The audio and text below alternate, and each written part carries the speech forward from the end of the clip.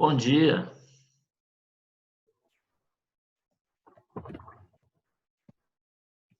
Ih, deixa eu passar o link novo. Bom dia, já consegui.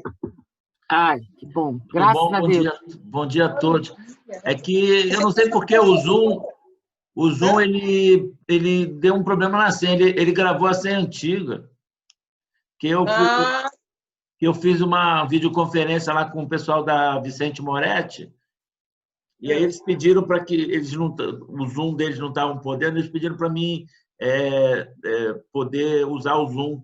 Eu usei o meu Zoom, aí não sei porque ele, ao invés de usar a senha que a gente usa normal, que eu botei, ele usou a senha anterior. Desculpem. Que bom. Nada, estamos juntos. O importante é estarmos juntos aqui agora com Jesus. Café delicioso. Isso. Deixa eu só botar aqui a senha, informar o link em outros lugares, para que eles possam entrar também, né? Ai, meu Deus, a Jaque está perdida. Cadê? Vou botar aqui.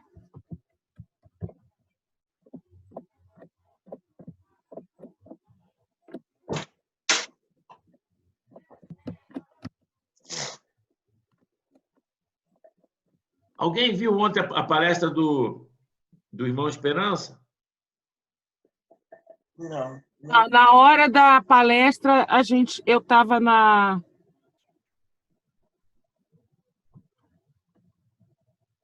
Espera aí. Jaque, olha no 14º seu, por favor. Foi criada a nova senha? Oi? Foi criada a nova senha? Porque eu entrei direto no link, mas aqui eu estou no celular. Normalmente eu uso o notebook. Mas está funcionando, eu estou te vendo. Eu estou no celular. Eu uso o notebook. Não criou nova senha, não, né? Não, agora é essa. Se quiser usar o notebook, pode ficar à vontade. Não, não tem como, não tem senha. Notebook precisa de Não, mas senha. olha só, eu quando cliquei no link, entrou direto. Não botei senha. No celular. No Note. É para alguns só que pede a senha, dependendo da configuração também, né? Do aparelho, não sei. Não. Não tem isso, não. O link foi direto.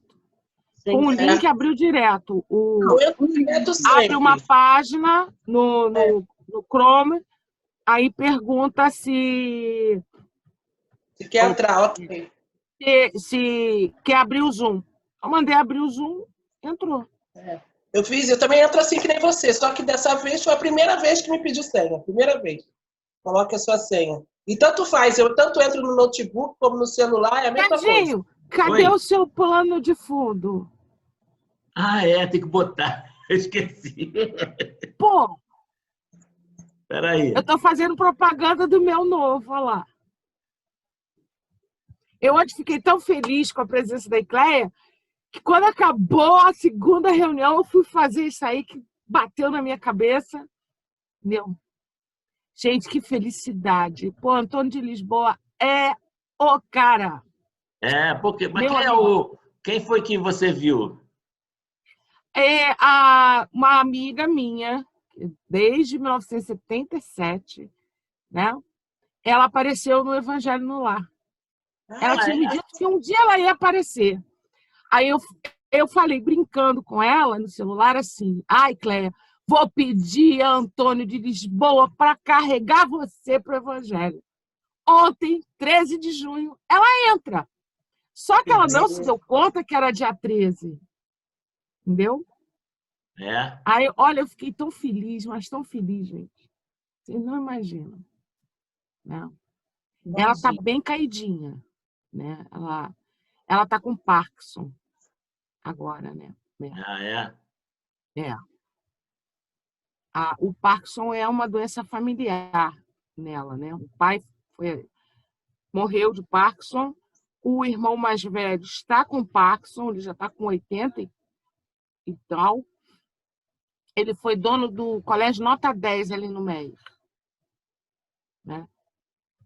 E Ele está com Parkinson, ele está sozinho. Agora que a esposa faleceu, ela estava me contando, né? Que a esposa que fazia tudo para ele, né? E agora, e ela também está, né? Ela já era bem frágil, né? Mais nova. Era com ela que eu fazia as coisas doidas. Tipo, a gente fazia ronda Ó, a sem amiga saber minha que tá estava entrando fazendo aí, ó. ronda. E Laurinha não vai entrar hoje, não? Tô com saudade de Mas Laurinha. é que eu estou em Santo Antônio, né? A gente está Ah, hoje é aniversário dela. ah, Aí, dá os parabéns. vou dar. Aí daqui a pouco ela vem para cá, porque ela está tomando café. Tem outras pessoas aqui na casa. Ah, tá. Deixa eu ver se vem mais alguém. Ah, Sérgio, eu aprendi uma coisa, sem querer. Hum. Salva aquele JPEG que eu te dei, se você tem aí um editor de figura, em Ah. TIFF. Você está Hã? vendo que eu não estou desaparecendo. Ah, em TIFF. É, Ah, entendi. O TIFF, ele não deixa você como se fosse assim o espírito. um espírito, né? É muito engraçado aquilo. Eu até mandei para a Valéria a entrada da Fazenda Modelo, que ela não queria colocar como plano de fundo. Depois que eu falei, peraí, eu acho que eu já vi aquela foto na internet. Aí eu catei no Google, achei, salvei e mandei para ela. Mandei 2 versões para ela ver qual que ela gosta mais. Da mesma foto. Espera aí, deixa eu acabar aqui, já vou logo começar aqui, que a gente já está atrasado. Muito. Não tem 8h13. É, Ah, como você criou agora, né? Vai tudo dar um bem, não tem pouquinho problema. mais. Né, Jesus entende. Olha! Ele entende mesmo. Ele sabe que não foi de propósito. Eu estou lembrando, sabe de quê? Ah. Do Jesus Sabe. Vânia e Jaqueline sabem o que eu estou falando.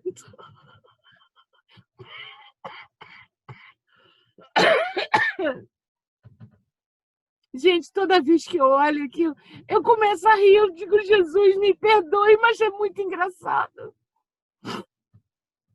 Como é que uma criatura bota o nome na prece de uma pessoa, sabe? Mas só bota o primeiro nome, entre parênteses, escreve assim, Jesus sabe. É mesmo? É. Ai, meu pai. Eu vou botar esse fundo depois, ele vai demorar muito para entrar. Olha só, em primeiro lugar, bom dia. Tá entrando aqui uma amiga minha, a Márcia Fraga, ela é uma amiga querida, e daqui a pouco a Laura vem também. No primeiro lugar, então, bom dia a todos. Né? Peço desculpas pelo problema aí da senha, mas você sabe que a informática veio resolver todos os problemas que você nunca teve. Então, graças a Deus, a gente está aqui. Então, hoje a gente está aqui junto. Eu estou com muita alegria de poder estar participando junto com vocês do Café com Jesus. E hoje a gente vai falar sobre a parábola do servo vigilante. É uma parábola que a gente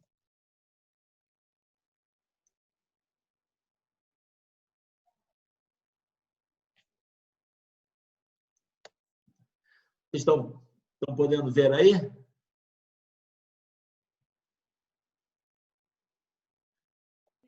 Estão conseguindo ver o... Tá ótimo. Sim. A parábola do servo vigilante, ela está, então, em Lucas, capítulo 12, versículos 35 a 40. Alguém pode ler para mim? Sejam ler. cingidas as vossas cintas e acesas as vossas candeias. E se de vós, semelhantes a homens, que esperam pelo seu senhor ao voltar ele das bodas, para que, quando vier e bater a porta, logo lhe abram. Bem-aventurados aqueles servos, a quem o Senhor achar vigiando quando vier. Em verdade vos digo que ele se cingirá, os fará sentar à mesa, e chegando-se os servirá. E quer ele venha na segunda vigília, quer na terceira, bem-aventurados serão eles, se assim os achar. Mas sabeis que, se o dono da casa tivesse sabido a hora a que havia de vir o ladrão, não havereis deixado arrombar a sua casa. Estai vós também apercebidos, porque a hora que não pensais, virá o Filho do Homem. Lucas, capítulo 12, versículos de 35 a 40. Legal, legal.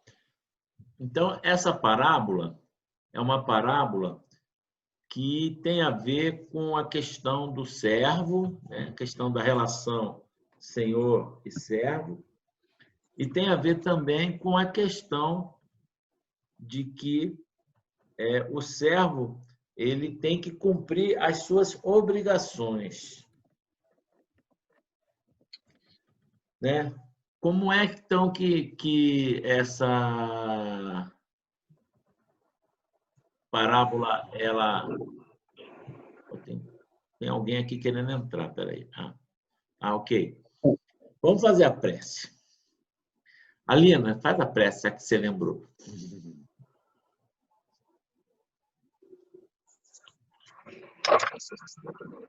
Graças a Deus, graças a Jesus, graças a Maria de Nazaré. Obrigado, mais uma vez, Mestre amado Jesus, por estar conosco nesse momento. Nós te pedimos, Mestre amado, que abençoe a todos os irmãos que, neste momento, sofrem nos hospitais, nas suas residências, nas ruas. Que a sua luz divina e misericordiosa possa invadir todos os rincões desse planeta e afastar as trevas, afastar o mal. Fazei, Senhor, que cada um de nós possa receber o necessário para seguir no caminho. Que assim seja. Graças a Deus. Graças a Deus. Bom, como eu estava falando então, a parábola do servo vigilante nos fala da relação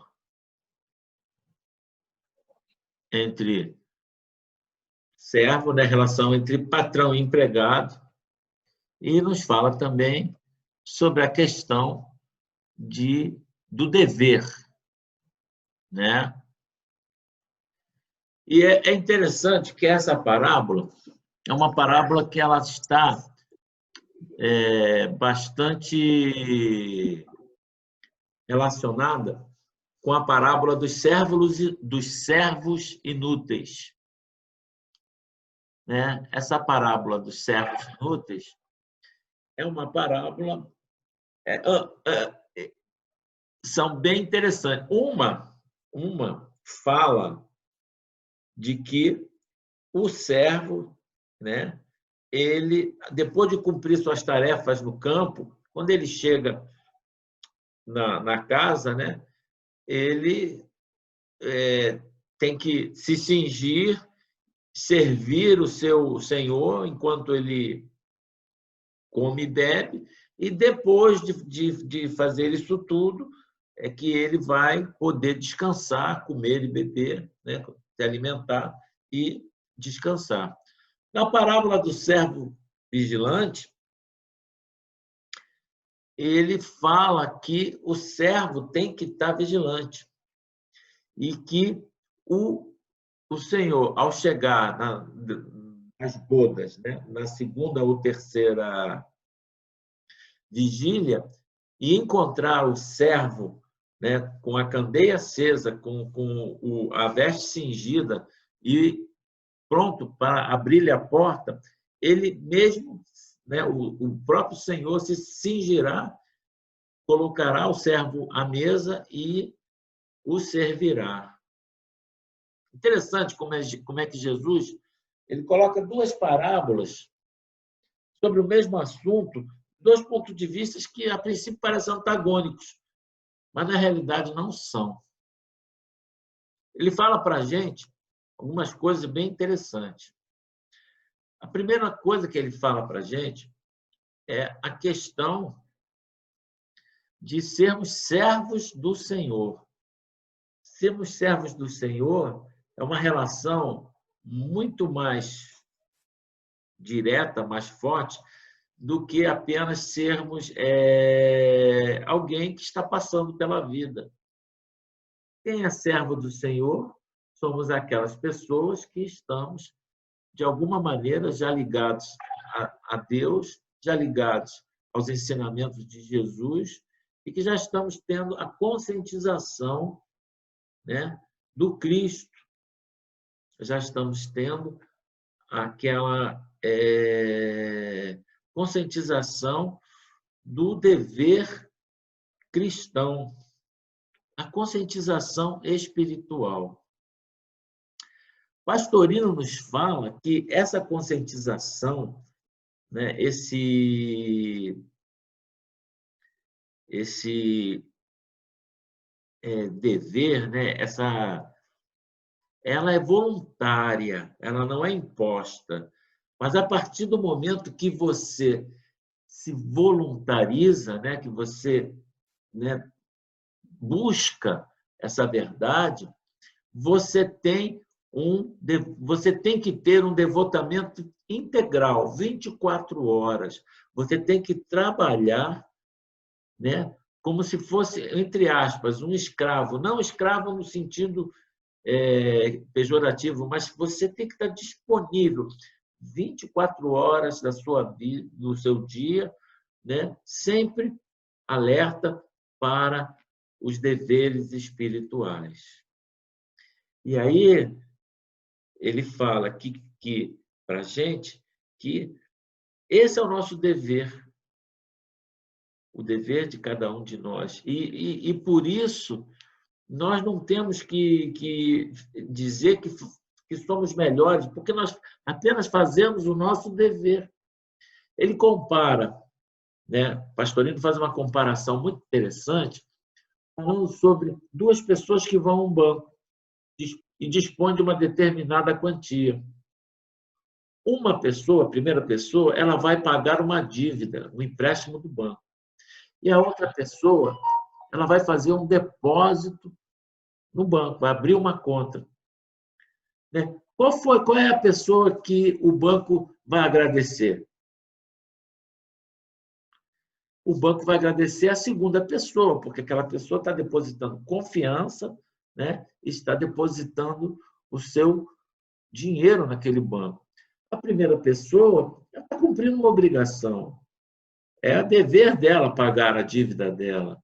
Então, não tem por que agradecer, e na realidade é algo que já foi assumido antes, algo que nós, né, tirando essa metáfora, passando para a nossa vida, nós estamos aqui com um trabalho que nós estamos fazendo, mas que foi assumido antes na espiritualidade. Então, nós somos o que eles chamam de servos inúteis. Muitas vezes até nem isso, porque às vezes esquecemos. Mas nós temos que estar atento ao nosso dever. E aí Jesus fala que quando o Senhor chegar, né, vindo das bodas, né, da união de Deus com o homem, né, e encontrar o servo vigilante, encontrar as pessoas trabalhando para que a luz, né, vós sois a luz do mundo, vós sois o sal da terra, para que o conhecimento, a verdade, possa ser difundida a todas as pessoas, para que elas possam tomar esse conhecimento. Na verdade, ele é quem vai se cingir e que vai nos servir. Significa dizer que nós teremos o quê? Nós teremos a nossa nosso, não prêmio, mas a nossa bem-aventurança. Estaremos junto com os bons espíritos, né? Gozando do que a gente vê no céu e inferno, gozando daquele céu que é o céu do dever cumprido, a alegria de estar entre os bons. E, finalizando, Carbachuto, então, fala para a gente que nós temos que estar 100% atentos ao dever e que nós não podemos mais cometer erros que cometíamos antes. Nós não podemos mais, né? É interessante. Ele fala, devemos abrir mão de prazeres, devemos abrir mão, devemos fazer sacrifícios do sono. Ele fala, devemos fazer sacrifícios até do alimento para podermos, né, seguir, servir a Deus, servir a Jesus da maneira que tem que ser. É óbvio, né, que o sacrifício não é imposto, todo mundo tem que ser assim.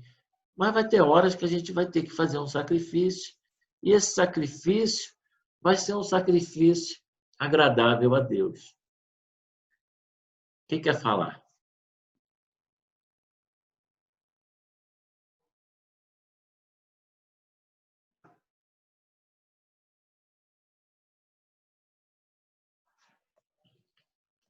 Ninguém quer falar?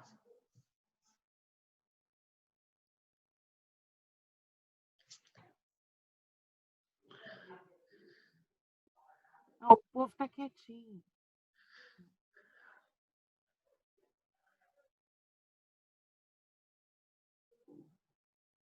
Vânia, você não quer falar? Pode falar. Bom, ninguém fala, eu continuo falando. Eu acho que essa é uma parábola que nos traz duas coisas. Primeiro, o alerta. Temos que estar vigilantes. Temos que estar, né? Nós temos que estar vigilantes na nossa vida. Não é dentro do centro espírita, não. Não é só dentro da casa espírita. Temos que estar vigilante na nossa casa, no nosso trabalho, temos que estar vigilante na rua, né? Temos que entender que nós já não somos mais aquelas, né, pessoas, nós já não podemos cometer determinados tipos de erros infantis. É claro que se a gente cometer, não vai ser o fim do mundo, mas nós temos que nos conscientizar que nós somos discípulos de Jesus. E somos discípulos que estamos em prova. Significa dizer que Jesus está nos testando. Esse teste é um teste que passa, né, por todos os momentos da nossa vida. É aquele teste que passa quando a gente quer furar uma fila, é aquele teste que passa quando a gente pega um troco do ônibus e embolsa, é aquele teste que passa quando a gente, de repente, né, começa a discutir com outra pessoa, é aquele teste que passa quando a gente esquece, muitas vezes, daquilo que Jesus nos ensina. Porque não basta apenas saber, não basta não saber, conhecer. A diferença entre conhecer e saber é muito grande. A diferença de conhecer, né, é igual você pegar um jornal, tem um monte de notícia, um monte de coisa, né? Aquilo é informação. Você pode ler aquilo ali e tal, mas você só vai realmente lembrar daquilo que você leu. E mesmo assim vai lembrar uma pequena parte. O saber, não. O saber é quando você conhece e quando você experimenta, quando você saboreia aquilo. É igual você fazer um bolo, né? Fazer um bolo. Vamos fazer um bolo de cenoura. Aí você pega a receita. Tem um monte de receita de bolo de cenoura. Mas você só vai saber mesmo fazer um bolo de cenoura quando você pegar e botar a mão na massa, pegar a farinha, pegar o ovo, pegar o açúcar, pegar o óleo. lá, bater até entrar, a massa ficar no ponto, untar o tabuleiro, botar a massa. Claro, esqueci da cenoura, tem que botar a cenoura, untar o tabuleiro e botar no forno. E aí ele vai ficar pronto, e aí você vai provar aquele bolo. E realmente você vai saber fazer um bolo de cenoura, porque você não só soube a receita, você efetivamente praticou a receita. E é isso que faz com que a gente possa ser servos vigilantes, né? O servo vigilante é aquele que está sempre olhando quando alguém está precisando de alguma coisa, quando, de repente, alguém pode visitar alguém que está doente, que vê se seu vizinho está precisando, que vê se a sua tia, que você não fala com ela há muito tempo, se ela está bem, né? Que vê se seu amigo, de repente, que anda meio triste, de repente ele pode até falar com você, que de repente pode fazer uma doação para ajudar alguém, né, que está precisando, está passando uma necessidade. Nesses tempos de pandemia, eu estava falando da Vicente Moretti, a Vicente Moretti está precisando de ajuda.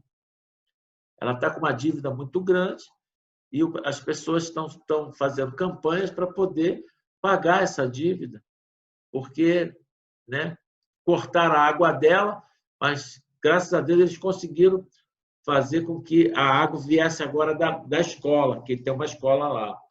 Mas ainda tem conta atrasada e ainda tem luz para pagar, e conseguiram, né, também, parece que fazer com que fosse sem fim lucrativo, e conseguiram, pelo menos, o IPTU não pagar mais, mas ainda tem um passivo. Quem não conhece a Vicente Moretti aí? Todo mundo conhece a Vicente Moretti? Eu conheço de ouvir falar. Eu nunca fui lá. Aliás, eu já passei em frente, quando eu ia lá para Santa Cruz, visitar meu avô, minhas tias. Santa Cruz fechou.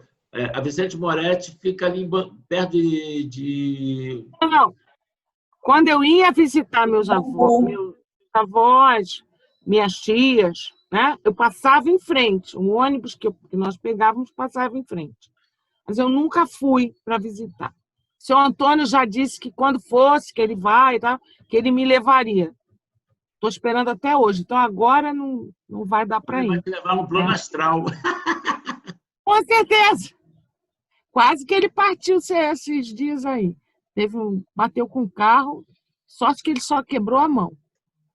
Né? É mesmo, mas foi. Agora está em casa, tem que estar quieto, né? Ele estava a Sara coteando. Uma coisa que eu vi aqui... Ah, tá, você desativou o compartilhamento. Mas o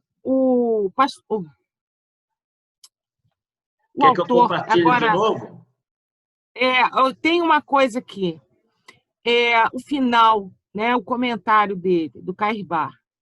Em linguagem evangélica, servo vigilante é o que estuda, é o que pesquisa, que procura, né, que é perquire, é procurar. Isso. E de candeia acesa, quer dizer, atento, né? Isto é, com o entendimento aclarado pela compreensão dos fatos que observou e dos estudos que fez. Ilumina os que lhes estão próximos, ensinando-lhes o caminho que vai ter a Deus, que não pode ser outro que o da caridade, bem compreendida como ensina o Espiritismo.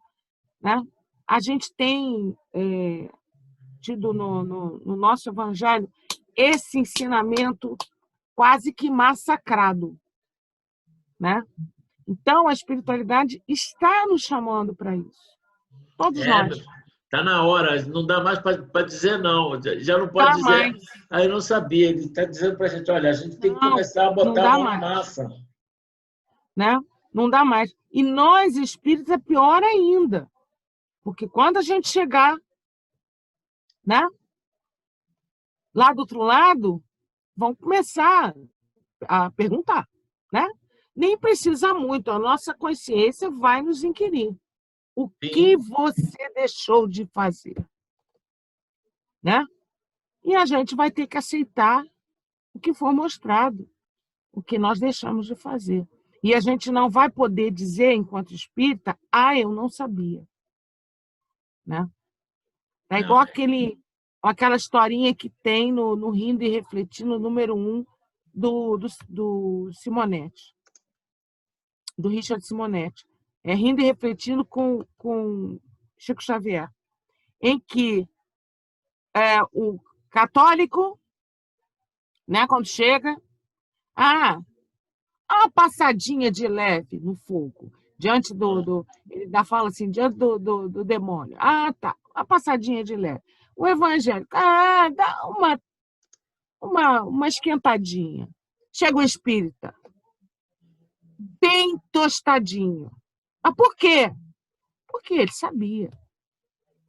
Né? Então, nós estamos sendo chamados, nós principalmente, estamos sendo chamados a demonstrar que a gente sabe e pode fazer. A gente só vai ter que descobrir qual é o caminho, aqueles que não podem sair de casa. Né? Esse caminho que a gente faz agora, que é o virtual, as reuniões virtuais, é um bom caminho. Vamos nos evangelizar, porque evangelizando o outro, que está do outro lado da telinha, a gente se evangeliza também, porque a boca está bem perto do nosso ouvido. Verdade. Né? Diz que então, o primeiro que escuta somos nós, né? Somos nós, né? Então, a gente tem que, sabe, dizer assim, a caridade não começa em casa, a caridade começa com a gente. Né? A gente precisa mesmo, para depois a gente não ter Tribunal da Santa Consciência batendo o martelo e tu vai voltar, mas não vai mais para o planetinha Terra, esse planetinha bonitinho que eu amo de paixão. Vai para aquele outro lá. Né? Entendi. Oi, Jaque. Eu vou passar turno lá para cima. Tá. Ela já escolheu. Entendeu? Aquela lua lá é habitável, o planeta não, mas a lua é. Segundo a NASA, tem 2 luas que podem ser habitáveis, né? Tanto que eles não jogaram uma sonda de encontro à lua, foi de encontro ao planeta.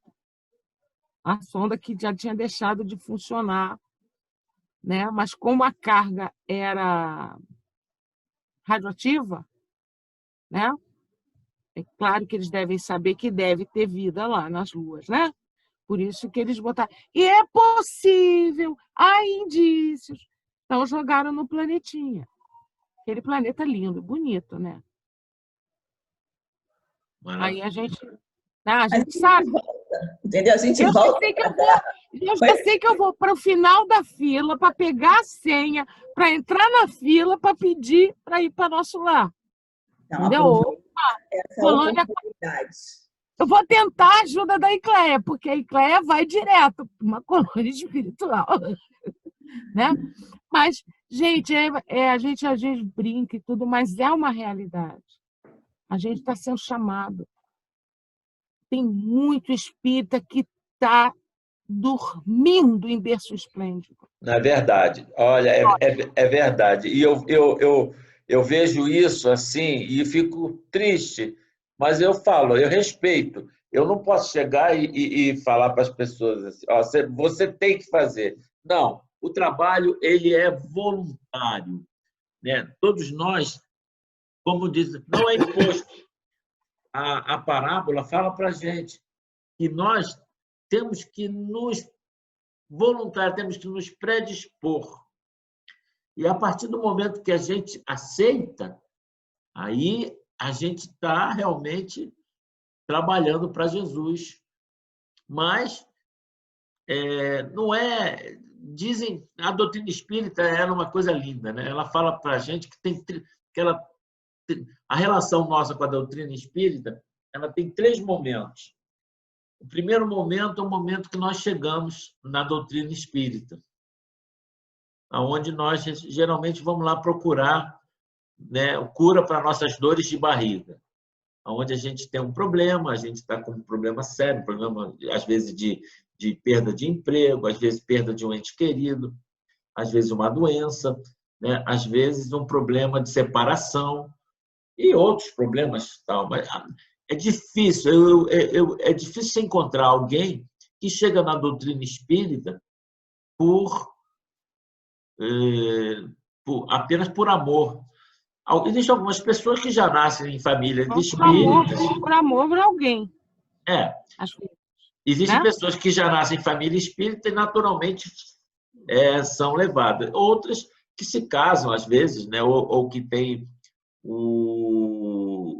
namoram alguém e acabam tomando contato com a doutrina e vão para lá. Realmente existem, mas não são muitas pessoas. A esmagadora maioria, no qual me incluo, chegou à doutrina espírita pela dor. A partir do momento que a gente chega na doutrina espírita e recebe o consolo que a doutrina nos dá, a gente passa, né, a segunda fase, é quando a doutrina espírita entra na gente. A gente começa a estudar, começa a ver como ela é boa, e a gente começa a entender algumas coisas, e a gente acha bonito, e a gente começa a querer saber mais. Tá? Olha só, antes de terminar aqui, vai acabar em 3 minutos, né? Então, quando acabar, é só clicar de novo, tá? A gente volta aqui para o segundo tempo. O segundo tempo já faz parte do Café com Jesus. Então, quando está falando, a gente então começa a aprender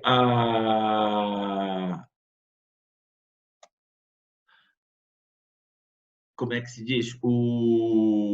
A doutrina espírita. E essa fase é uma fase que demora um tempo, porque a gente tem que pegar aquilo ali, tem que colocar dentro de nós. E a doutrina espírita ela é igual que um fermento, né? E vai batendo na nossa massa, que é o nosso coração, e vai levedando. E aí chega um momento que a gente passa a ter a terceira fase da doutrina espírita, que é a fase onde a doutrina espírita sai de você.